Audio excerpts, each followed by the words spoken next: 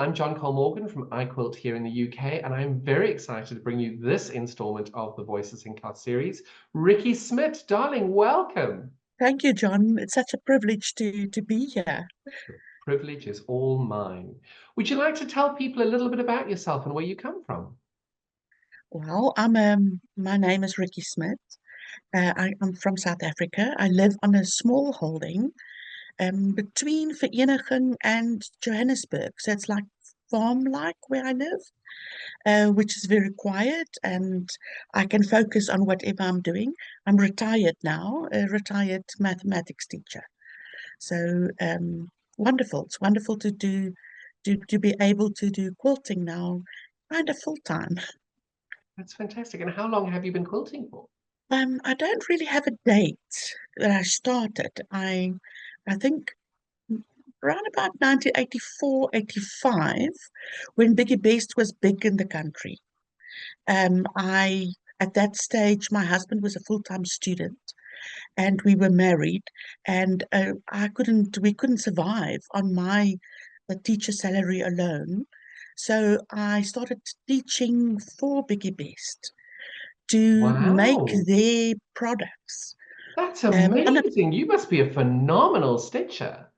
I Because don't, Biggie I Best, don't think so so, really. oh, well, I think you But were, because Biggie Based, for a relation here of anybody who isn't South African, the brand here, Laura Ashley, was about the yes, same size as Biggie Based in South Africa. We're not talking a little run-of-the-mill person running a small shop on the side of the road. It was a yes, massive it institution. was It huge. was enormous, and you stitched for them. You were No, an I didn't. excellent No, no, no, stitcher. no.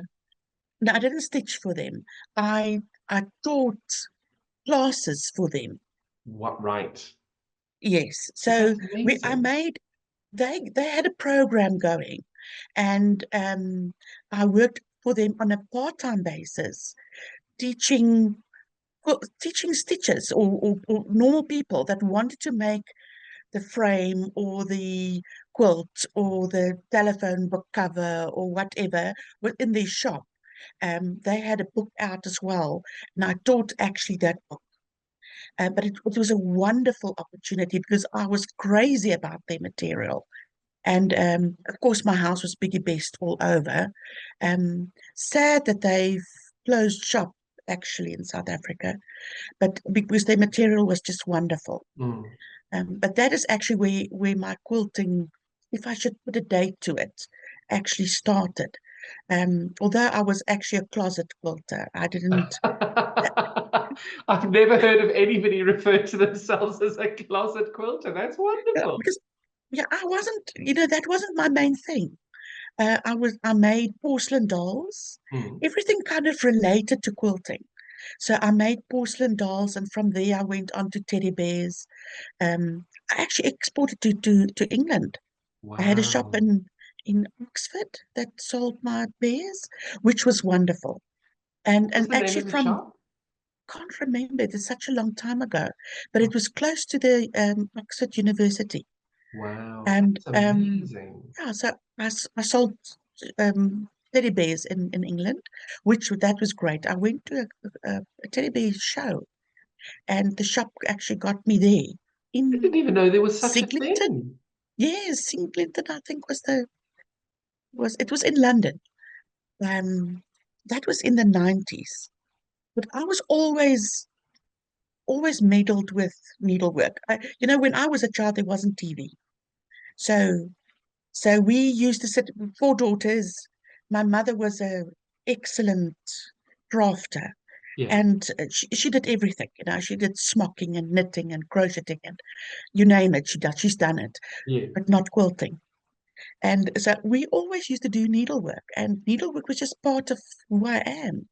Since I was like before school, I Mm. started knitting, and I think it just evolved from there. The teddy bears, and then it went over to quilting, and quilting actually is a huge thing in my life now. I taught in the UAE for 5 years, Wow. where I was alone, and quilting actually saved me, from longing to be with my family. And It is just wonderful. It's a wonderful hobby. Actually, put a date that I started. I think 84 around there. I think that would be the best date to put the date to it if I have to. But on and off, not continuing doing quilting only.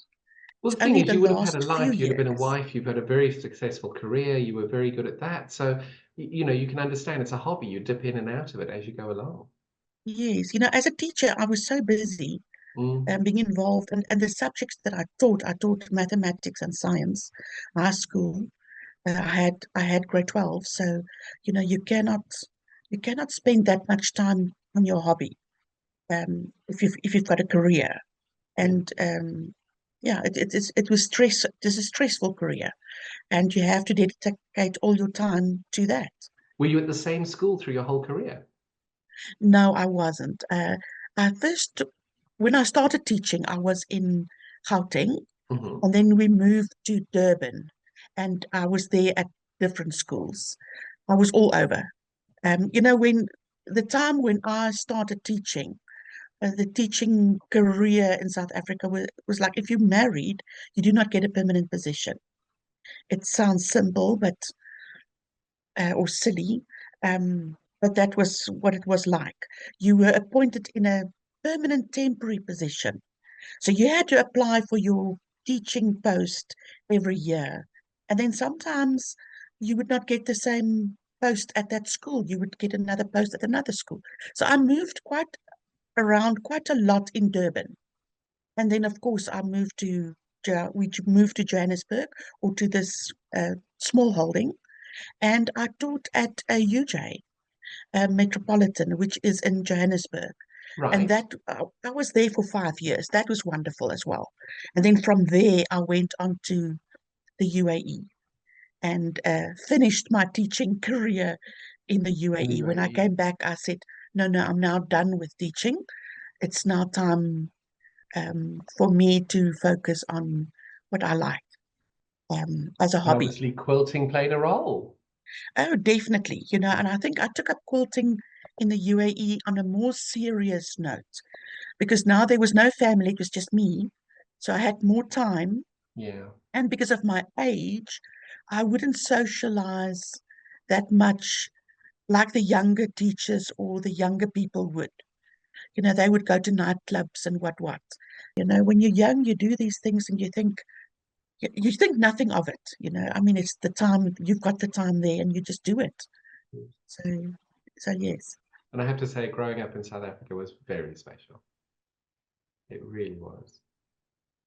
Yes, the country is special. You miss when I was in the UAE, I missed the smells and the sounds, The rain, the smell the of rain. rain. You don't even Exactly. know it's there until you have rain somewhere else. And you're like, it doesn't smell like it's raining.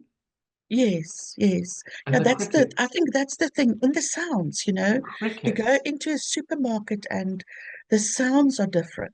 Mm, And while you're just driving around, the sounds are different. mm, And birds, for instance, where we live, there's lots of birds and wildlife. And wow. I miss that, you know, more than anything. Although the UAE is a wonderful country to have lived in for 5 years, I was very, very privileged. And my 5 years in the UAE, I cannot say anything bad about it because it was just wonderful, and gave me a wonderful opportunity when I came back. I bought a long arm machine and started long arming, and it's Tell just me a little great. bit more So about that. How long have you been long arming for? it's not 2 years. I bought an Amara and started quilting for clients and friends, and of course gifts for family, and so I just really enjoy what I'm doing now. It's wonderful. And it And is, so this are you machine is quilting for other just people or just for yourself? no, I do quilt for clients, and because I started actually a long arm quilting business. And I've got red ants in my pants. I cannot sit still. So I have to move. And I've been like that ever since I was a child. I cannot sit still for a minute. So I need to do something. And that was now my dream of doing when I came back. was to start this doing long arm quilting for clients, It's wonderful. and of course for myself as well. I made a few things for myself in the meantime while I was practicing actually on it, because I was a total novice. I knew nothing of long arming. I mean, I was quilting on my machine, but knew nothing about long arming. So it was a Mm, quite a steep learning curve for me. Um, got pro stitcher as well, so that's great. I enjoy every minute of it, and the machine performs so well. okay. You know, it's absolute dream to sew on, and it's just wonderful. What drew you to the project Voices in Class? You did. Oh, everyone says that. It's a little unnerving. No, really, you did. The way, you were so passionate about it, and the way that you spoke about it, and it's the way that you are doing things. And you were the reason why I did it. I'm actually made too. I made I'm not a great patcher. What is the word? I Patchworker. don't piece well, I think I'm a perfectionist in a way, which is not good because I'm never satisfied with what I've finished. I don't know.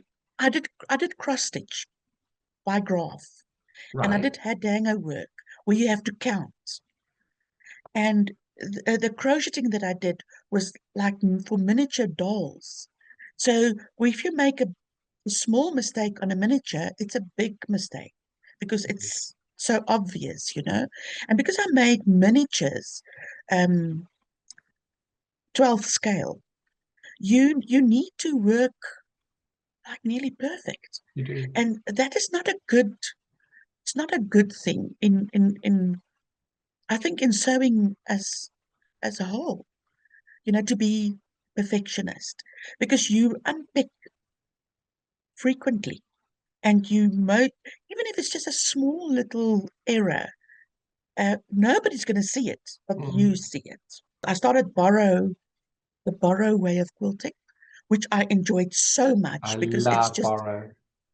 and if the stitch is skew, who worries about that? And I think that has liberated me in a way where, although I'm saying this, I wasn't happy with the piecework that I've done in my first quilt. And then I thought, no, no, no, no, this is not. I'm not going to be happy with my piecing. I need to do something else, and that's why I did the embroidery on with a bird. And So you yeah, so didn't that's hand why the I did that. second piece in? I The first handed the second one in. The first piece I didn't hand in. Why not? No, I didn't hand it in. It's hanging here on one of my doors. Why didn't you And hand it so, in? you think I should still hand that in? 100%. Do you know what it is? You pointed out something that everybody does, is they think they've made a mistake, so they don't see the beauty in it. And I look at it and I think, but while you've been talking, I'm frantically going through my list in Excel as you've been speaking, thinking, I've only got one of your quilts. What's happened to the second one? And I'm like, has Michelle lost it? Has Leanne lost it? What's going on? No, But now, no. but it's for me, I think to myself, it's so important that we have pieces that we're not 100% happy with that other people see, because what you see as wrong, other people won't. That's correct. No, you're right. You're so Just right think in about that. it, because we'd love to have two pieces from you. I'd love that. And it's, and my hope is that this is going to travel and do a lot of exhibitions and all over the place. And I guarantee you, Yeah, no one is going to see that error. All people are going to do is watch your video and this interview and go, she didn't like that one. Let me go and find it. And they're going to look for it and go, it's lovely. it's not Think there. about it. Think about it. Or they'll point and say, oh, there's the error. It's 6 to 1.5 does it to the other. I just think of myself as a quilter rather than a piecer, and I'm really working hard on piecing. Um, I actually did the nine patch in a different way that my class did it. The little blocks we had a 1 inch block Mhm. that we had to piece, and I think I made 20 blocks, and I wasn't happy with them because Why? the points didn't match up perfectly. And you see, there's the word perfect again. And so I did it in another way and did the quilt, and now I'm happy with it. What that taught me was that there's not just one way of doing things. You don't need to do it the way that other people are doing it. The result will be the same, even if you do it in your own way. And even So if the results aren't the same, it's still going to be beautiful. it's still going to be beautiful, yes. So I made this 9 patch block um, little quilt.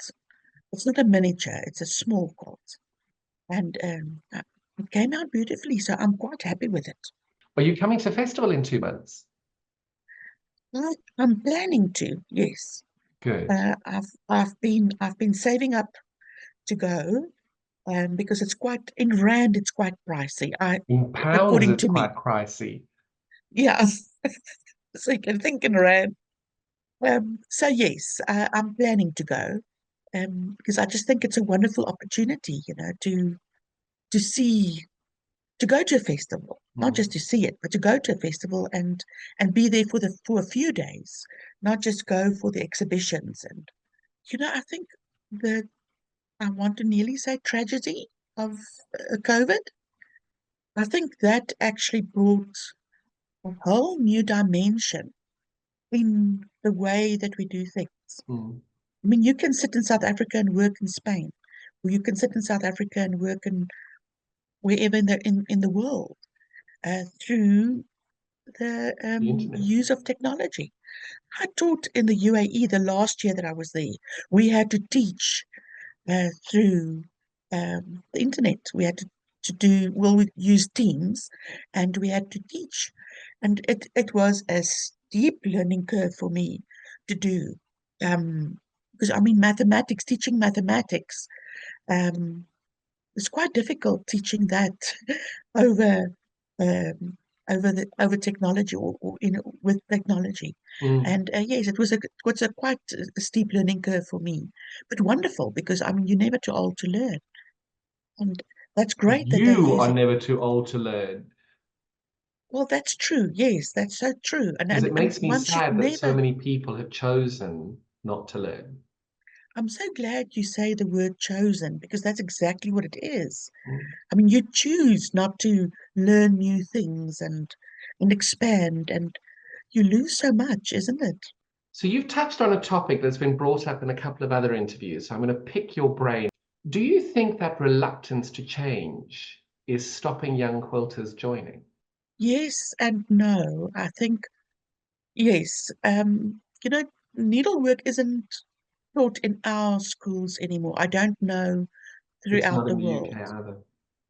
And I think that in itself is a very bad thing, because now when I took anything to school, I used to take my cross stitch to school, or my crocheting, or my teddy bears. And I used to sit in break time and I used to sew that, because it was relaxing, and it kind of, when my next class starts, I'm kind of fresh again, and I'm ready. Whatever happened the previous period that upset me is now gone. And that needlework actually helped me with that. So it was a stress reliever at school. But every time I would sit and I would take out my needlework, the girls flocked to me and wanted to know what am I doing, and how am I doing this, and will I teach them. And so the willingness to learn is there, but we've Because it's taken different. away. Because it's so Yes, different. it's different, and we've taken away the opportunity for them to learn Mm. by taking it out of the schools. And I think that is such a sad thing, because now children are so involved in technology, where needlework, handcraft, is such a social thing. And I think to connect with other human beings socially through your craft is such a wonderful gift. And we've Mm. taken that away by not teaching needlework or any handcrafts in schools anymore. And I also think that if we should get younger people into the craft, that we will see a huge change in whatever they are doing. They will bring more modern ideas into the craft, and the craft will grow. So I think it's very important that we should promote the craft to young people. I agree. I 100% agree. When people come in and they're new to the craft, they're always going to see things differently. Yes, I actually showed some quilts during my classes. I used to use it as examples of because that's the first thing a child will ask you. Mm, Where am I ever going to use this ever yeah. in my life again? And I mean, I use mathematics every day. Mm. So of course, and I see things differently, like you said, I see things differently than my normal friend who didn't take mathematics up to, let's say, grade 12 level, or isn't mathematically inclined. I see things differently. Um, I see shapes differently. And I work when I like the 9 patch block, I calculated and did my own thing. And my method worked. So I'm quite pleased with that. But yes, I think we need to get more young people involved.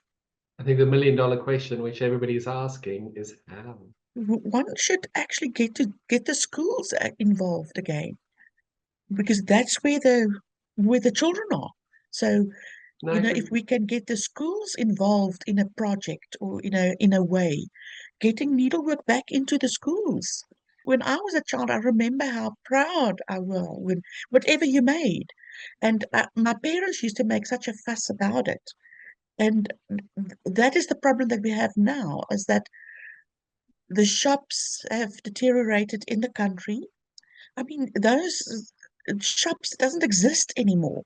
Mm. We had the I think it was arts and crafts, or arts and leather in Durban, which was a huge shop, which had all crafts. You could go there and buy anything that you needed. Mm.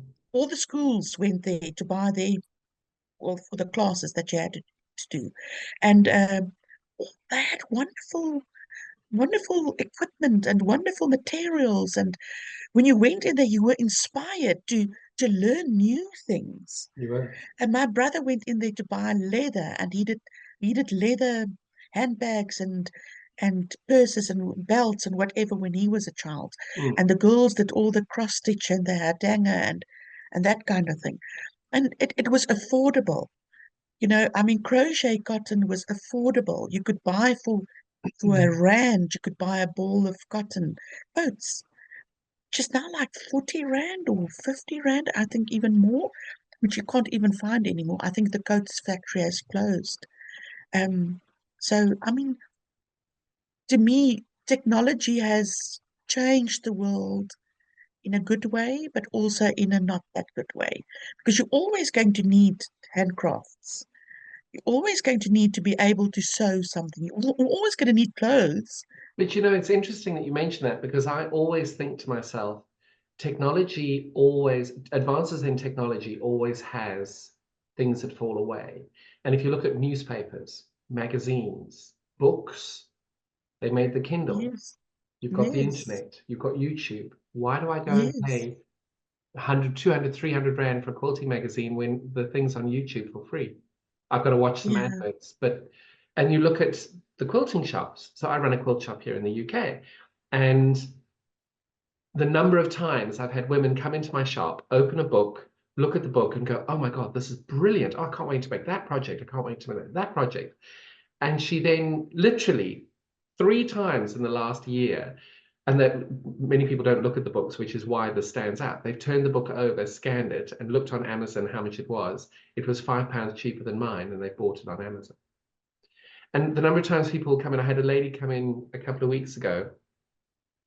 She came in out of hours, so she asked to have an appointment, and I said, absolutely, come. And she took 147 bolts off my shelves from all over the shop. 147 bolts. She'd spent 2 hours in the shop.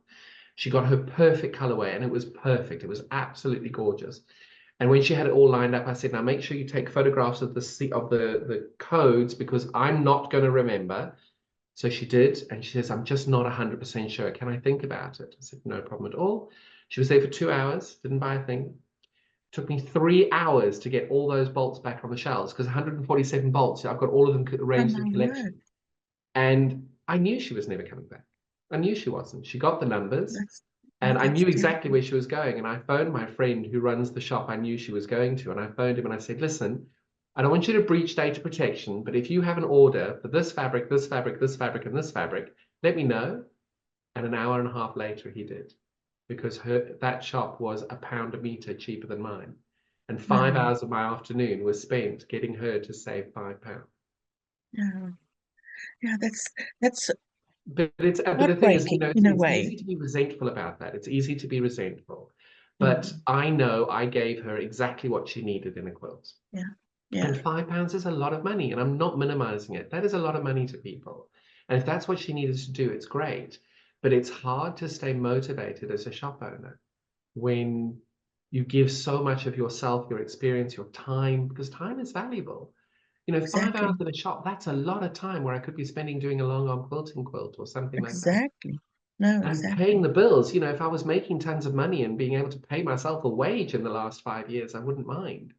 But Yes, it's hard to keep a business going world over, not just in South Africa. In a massive big shop like Art and Leather, I'm sure it was amazing.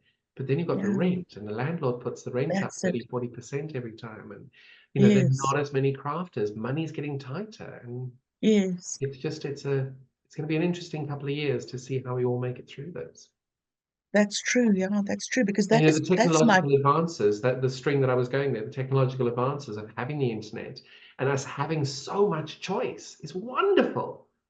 But it takes prisoners, and we lose that one-to-one engagement. You can go and buy. I was interviewing another lady the other day who was looking for a green. Um, she was looking for a green, and she ordered 3 or 4 different greens online because the pictures looked right, but when they arrived, they were wrong. And her grandson didn't love the green, so she had to go. Now she's got like 6 different pieces of green. But if she walked into a shop, she may have been able to pick the right green in person, but there are that's the no more thing. shops. Yeah, that's the thing. And you see, that is my dream. My dream is to open a quilting shop Don't do here it. where I am. Don't do it. Don't do it. Don't do it. Yeah, My dream because was it's opening a quilt shop. And there are aspects of my quilt shop that I love, the long arm quilting, the dealing with customers, finding their quilts, stick with that. The quilting side of things, you have never got the right fabric. You're destroyed by buying beautiful fabrics that you absolutely love.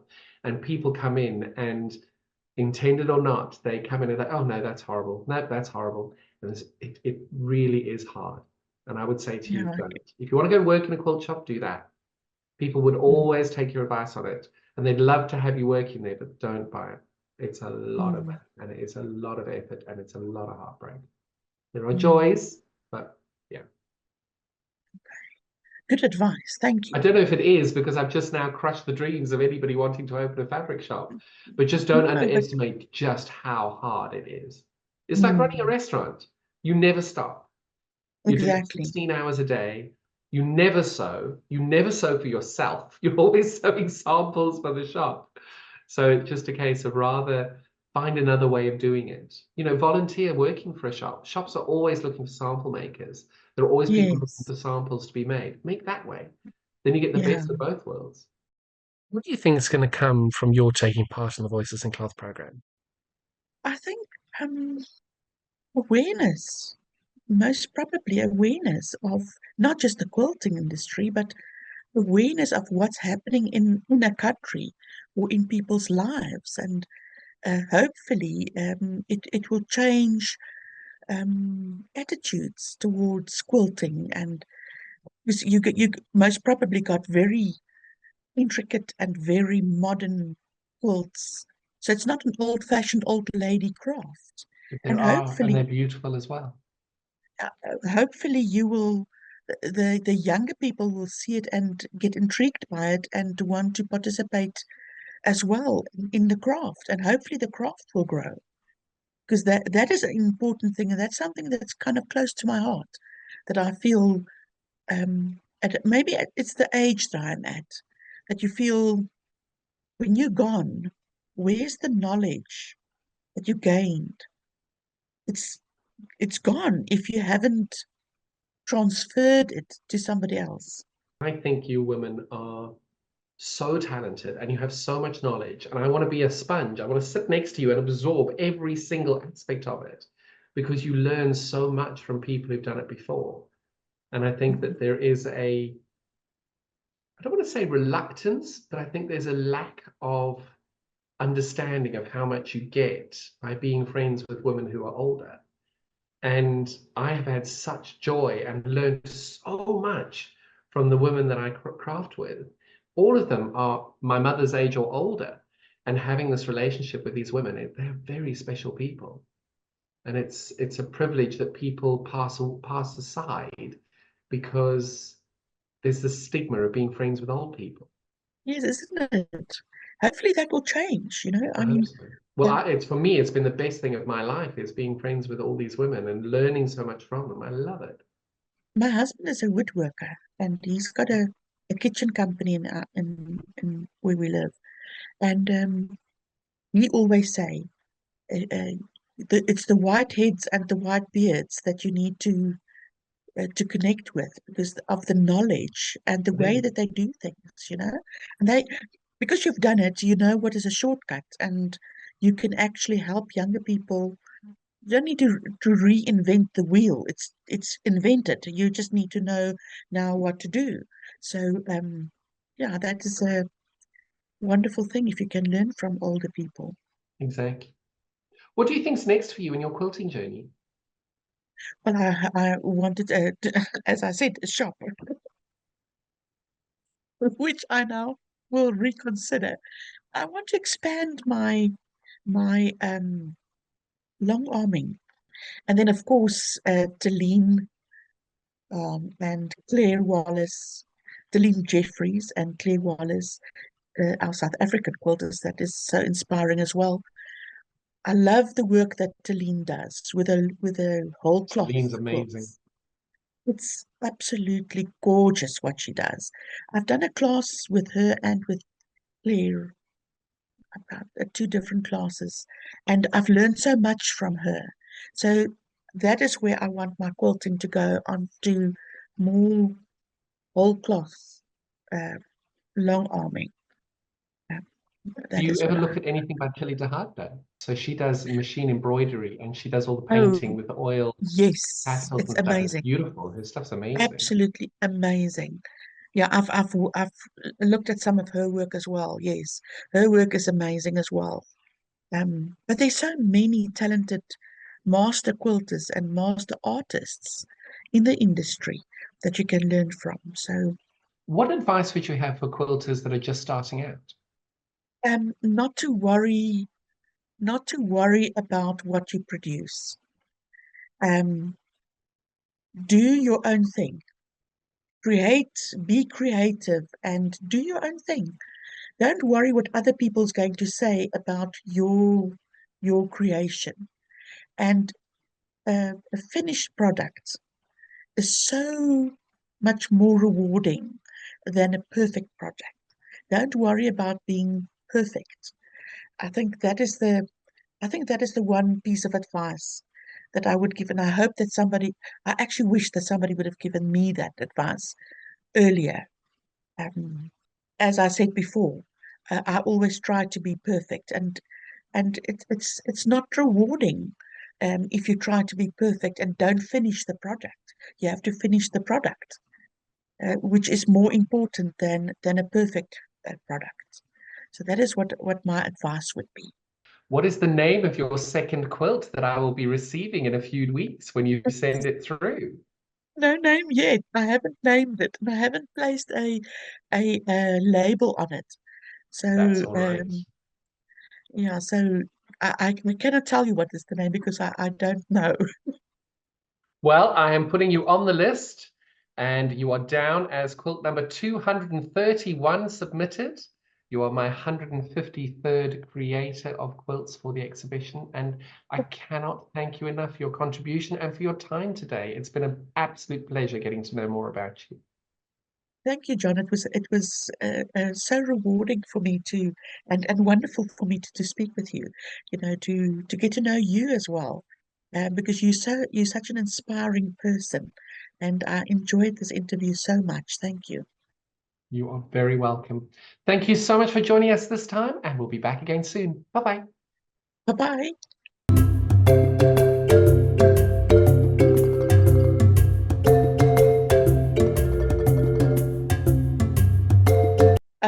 Ricky Smit, and I made a quilt called Fly High Little Bird. The inspiration around the little quilt was I've got a son that study in Canada on his master's degree, and this quilt was with him in mind. Although he struggles and he goes through hardships at the moment, he's going to fly once he has obtained his degree. And that was the inspiration about around my little quilt.